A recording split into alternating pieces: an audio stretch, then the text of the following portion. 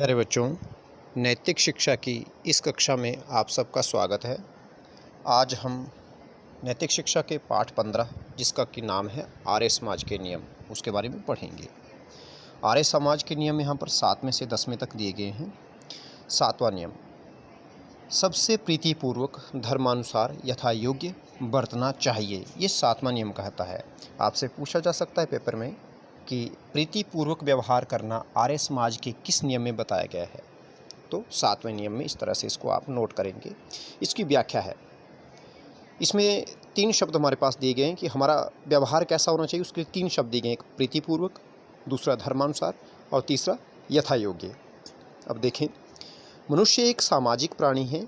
उसका व्यवहार अन्य लोगों के साथ किस प्रकार का होना चाहिए, 7वें नियम में इस प्रश्न का उत्तर दिया गया है। हमारा व्यवहार समाज के अन्य सभी लोगों के साथ प्रीतिपूर्वक होना चाहिए। हमें सबके साथ प्यार से बोलना चाहिए। किसी के साथ कड़वा या कठोर व्यवहार नहीं करना चाहिए। परंतु प्रीतिपूर्वक व्यवहार का यह अर्थ नहीं है कि जो व्यक्ति हमारे साथ शत्रुता या नीचता का व्यवहार कर रहा है उसके साथ भी हम वही प्रीति निभाएं जो अपने मित्र के साथ निभा रहे हैं। यह धर्म के विरुद्ध है। इसलिए हमारा व्यवहार प्रीतिपूर्वक होने के साथ साथ धर्म के अनुसार भी होना चाहिए।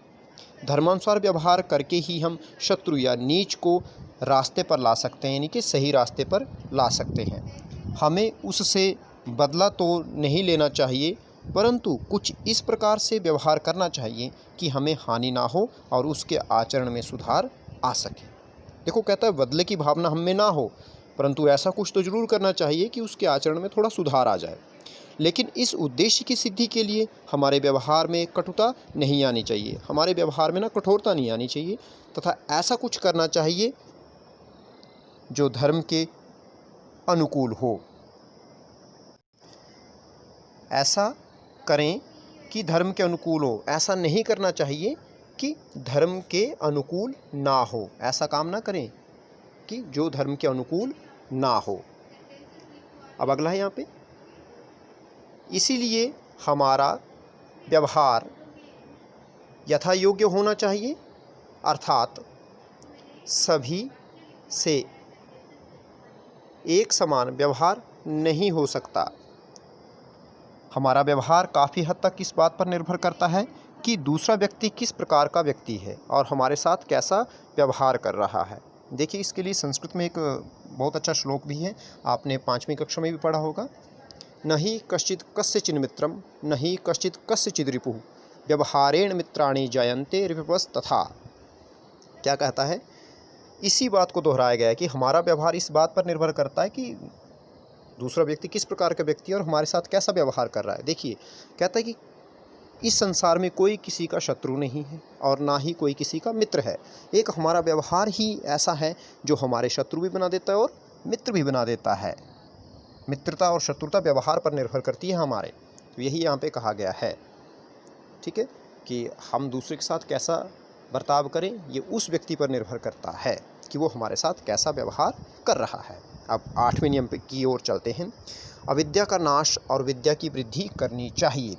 अब देखो, विद्या की वृद्धि तो करनी चाहिए, लेकिन अविद्या की ओर क्यों जा रहे हैं हम, अविद्या का नाश क्यों जरूरी है, अब ये आप यहाँ पे पढ़ेंगे कि जब तक अविद्या, यानी कि हमारे अंदर दुर्गुण है, अज्ञान है, तब तक तो ज्ञान आ ही नहीं सकता। इसलिए कहा गया कि अविद्या का नाश करो फिर विद्या आएगी।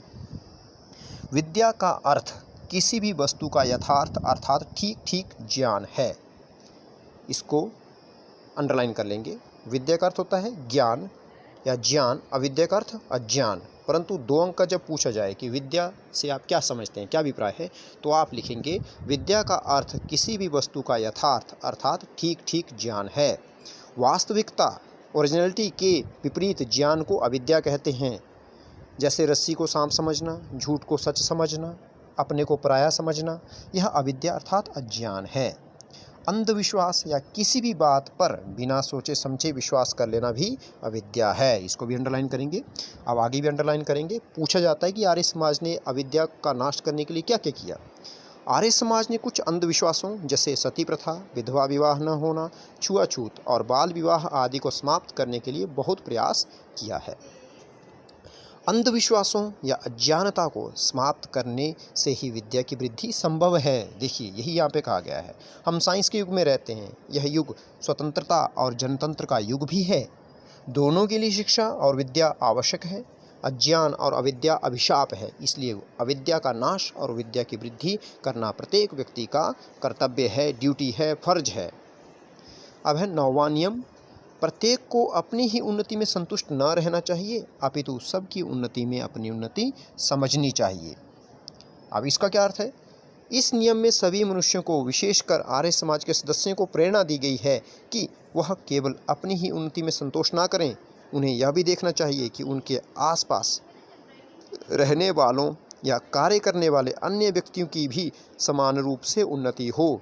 दूसरे शब्दों में यह भी कहा जा सकता है कि हमें कोई भी कार्य करने से पहले यह सोच लेना चाहिए कि हमारे इस कार्य से हमारे आसपास रहने वाले, जो हमारे इर्द गिर्द रह रहे हैं, या कहने का मतलब हमारे पड़ोसी इत्यादि हैं, उन अन्य लोगों पर इसका कोई गलत प्रभाव तो नहीं होगा।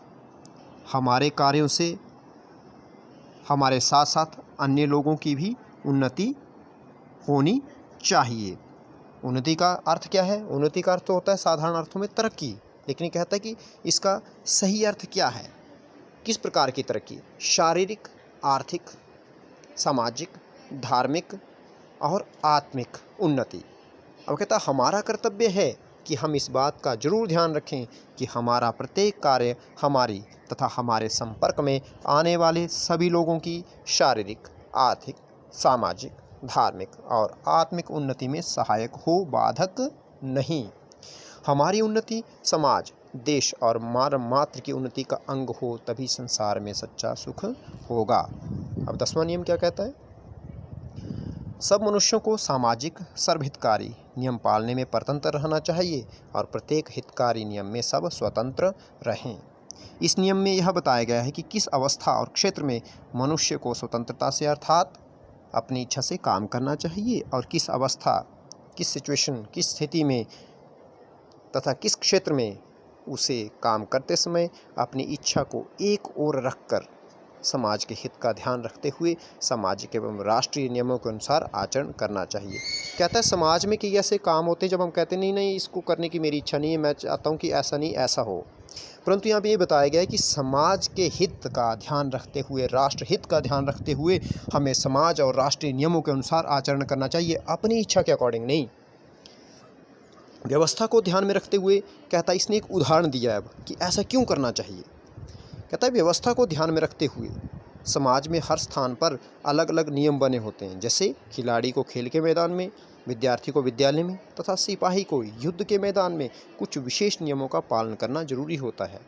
आप किसी सर्वहितकारी कार्य के लिए धन का दान करना चाहते हैं तो आप अपनी इच्छा से कर सकते हैं। सर्वहितकारी जैसे औषधालय को, दवाई केंद्र, विद्यालय, स्कूल, अनाथालय, अनाथाश्रम जैसी संस्था को दान करने के लिए हर व्यक्ति स्वतंत्र है, परंतु देशद्रोहियों को सहायता देने के लिए आप स्वतंत्र नहीं हैं। आप क्या, कोई भी स्वतंत्र नहीं है। अर्थात जिन कार्य को करने से दूसरों का अहित नहीं हो वहाँ हम स्वतंत्र हैं, परंतु जिस कार्य से हमारे समाज या राष्ट्र का अहित होने की आशंका है या राष्ट्र का अहित हो सकता है ऐसा हमें लगता है, वहाँ हम स्वतंत्र नहीं हैं। वहाँ हमें समाज अथवा राष्ट्र के नियमों के अनुकूल कार्य करना पड़ेगा। आगे अंडरलाइन करेंगे इसको भी। आर्य समाज के 10 नियमों से यह विदित होता है कि आर्य समाज उदार तथा सबकी भलाई चाहने वालों का समाज है। वास्तव में ये नियम केवल आर्य समाज के लिए ही नहीं अपितु मानव मात्र के लिए हैं। तो इसमें आप अब नोट करेंगे, आपसे प्रश्न पूछे जाएंगे, इंटरनल क्वेश्चंस भी पूछे जाते हैं। जैसे इसी में हमने भी पढ़ा आर्य समाज के 10 नियमों से क्या विदित होता है, इसे भी आप अंडरलाइन कर लें। और इससे आगे अब आप इसके जो प्रश्नोत्तर हैं उनको लिखेंगे। इति ओम शम।